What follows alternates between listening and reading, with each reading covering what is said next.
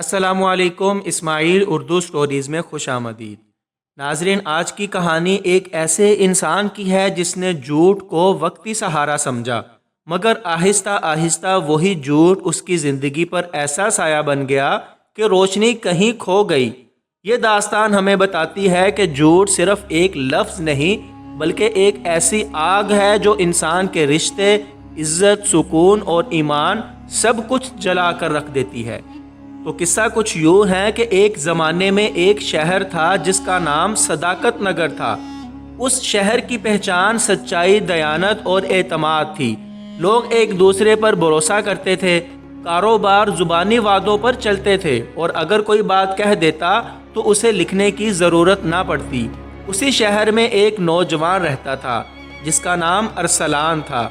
ارسلان ایک متوسط گھرانے سے تعلق رکھتا تھا۔ اس کے والد ایک ایماندار سرکاری ملازم تھے اور ماں ایک نیک دل گھریلو خاتون۔ ارسلان بچپن میں بہت ذہین تھا، پڑھائی میں اچھا، باتوں میں تیز اور شکل و صورت سے بھی اچھا لگتا تھا۔ استاد اور رشتہ دار سب اس سے بڑی امیدیں رکھتے تھے، لیکن ارسلان میں ایک کمزوری بچپن ہی سے موجود تھی۔ وہ سزا اور ڈانٹ سے بہت ڈرتا تھا۔ جب بھی اس سے کوئی غلطی ہو جاتی وہ سچ بولنے کے بجائے جھوٹ کا سہارا لے لیتا۔ شروع میں یہ جھوٹ بہت چھوٹے ہوتے تھے۔ اگر اسکول کا کام مکمل نہ کرتا تو کہہ دیتا استاد نے ہوم ورک دیا ہی نہیں تھا۔ اگر کسی چیز کو توڑ دیتا تو فوراً کہتا میں نے نہیں توڑا، خود ہی گر گئی تھی۔ ماں باپ اکثر اسے سمجھاتے، بیٹا سچ کڑوا ضرور ہوتا ہے مگر انجام اچھا ہوتا ہے، جھوٹ وقتی فائدہ دیتا ہے مگر نقصان بہت بڑا ہوتا ہے۔ ارسلان سر ہلا دیتا مگر دل سے بات نہ مانتا۔ اسے لگتا کہ جھوٹ بول کر وہ ہر مشکل سے بچ سکتا ہے۔ وقت گزرتا گیا، ارسلان بڑا ہوتا گیا اور اس کے جھوٹ بھی بڑے ہوتے گئے۔ اسکول میں وہ امتحان میں نقل کرتا، پھر جھوٹ بول کر نمبر اچھے آنے کی وجہ محنت بتاتا۔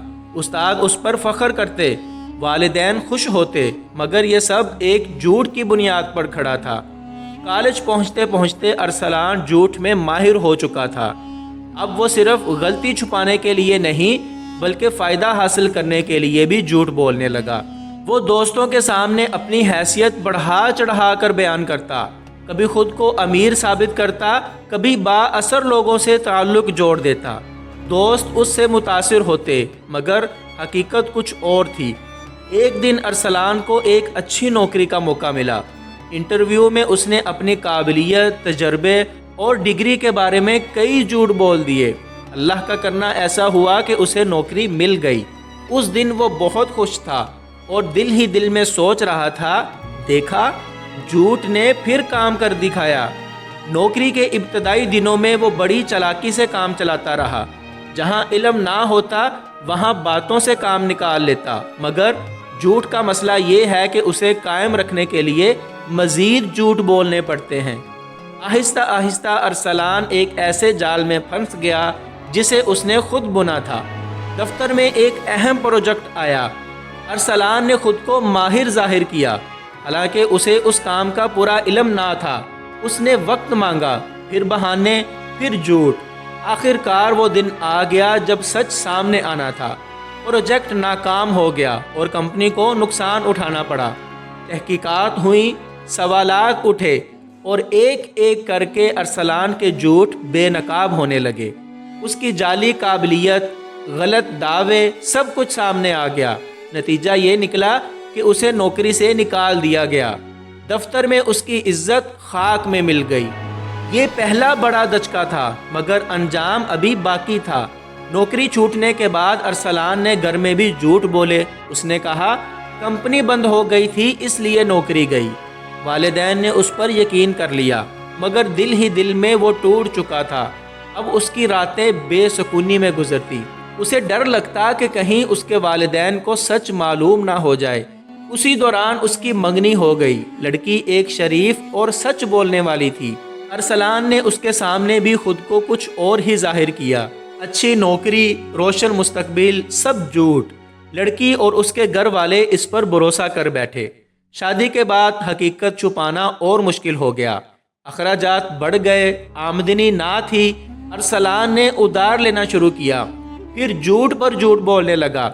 کبھی کہتا تنخواہ دیر سے ملتی ہے، کبھی بونس کا بہانہ۔ اس کی بیوی سمجھدار تھی، اس نے محسوس کیا کہ باتوں میں تضاد ہے۔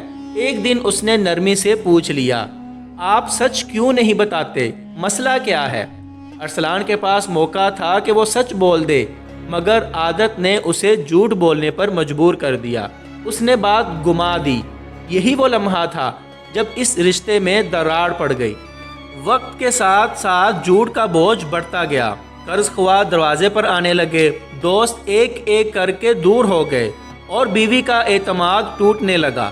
آخرکار ایک دن سچ سب کے سامنے آ گیا۔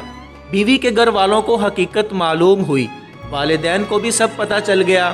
ارسلان کے والد نے جب سچ سنا تو اس کی آنکھوں میں آنسو آ گئے۔ انہوں نے بس اتنا کہا، بیٹا اگر تو شروع سے سچ بولتا تو ہم ساتھ کھڑے ہوتے، مگر جھوٹ نے ہمیں بھی بے بس کر دیا۔ یہ الفاظ ارسلان کے دل میں تیر بن کر لگے۔ وہ پہلی بار مکمل طور پر ٹوٹ گیا۔ نہ نوکری رہی، نہ عزت، نہ اعتماد اور نہ ہی سکون۔ بیوی اس سے الگ ہو گئی، والدین خاموش ہو گئے، ارسلان تنہا رہ گیا۔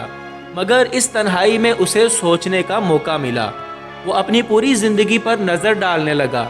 اسے احساس ہوا کہ اس کے تمام مسائل کی جڑ ایک ہی تھی، اور وہ تھی جھوٹ۔ جھوٹ جسے وہ اپنی طاقت سمجھتا تھا، دراصل اس کی سب سے بڑی کمزوری بن چکا تھا۔ کئی مہینے گزر گئے۔ ایک دن ارسلان ایک مسجد کے باہر بیٹھا تھا۔ اندر سے ایک عالم کی آواز آ رہی تھی، سچ انسان کو وقتی نقصان ضرور دیتا ہے، مگر انجام عزت دیتا ہے، اور جھوٹ وقتی فائدہ دیتا ہے، مگر انجام رسوائی۔ یہ الفاظ ارسلان کے دل کو چیر گئے۔ اس کی آنکھوں میں آنسو بہنے لگے۔ اس نے دل ہی دل میں سچی توبہ کی۔ اس نے فیصلہ کیا کہ اب چاہے جو بھی ہو وہ سچ کے راستے پر چلے گا۔ اس نے ایک چھوٹی سی نوکری شروع کی، سچائی کے ساتھ۔ آمدنی کم تھی مگر دل کو سکون تھا۔ اس نے والدین سے معافی مانگی اور بیوی سے بھی۔ اگرچہ رشتہ واپس نہ آ سکا، مگر ضمیر کا بوجھ ہلکا ہو گیا۔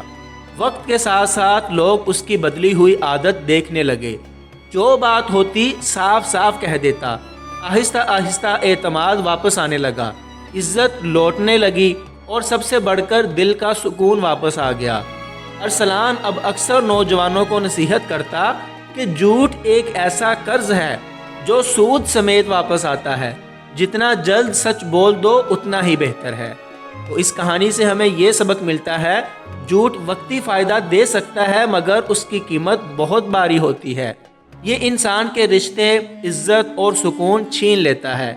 سچ کڑوا ضرور ہوتا ہے مگر اس کا انجام میٹھا اور پائیدار ہوتا ہے۔ جو انسان سچ کے راستے پر چلتا ہے وہ اگرچہ دیر سے کامیاب ہوتا ہے مگر عزت اور سکون کے ساتھ کامیاب ہوتا ہے۔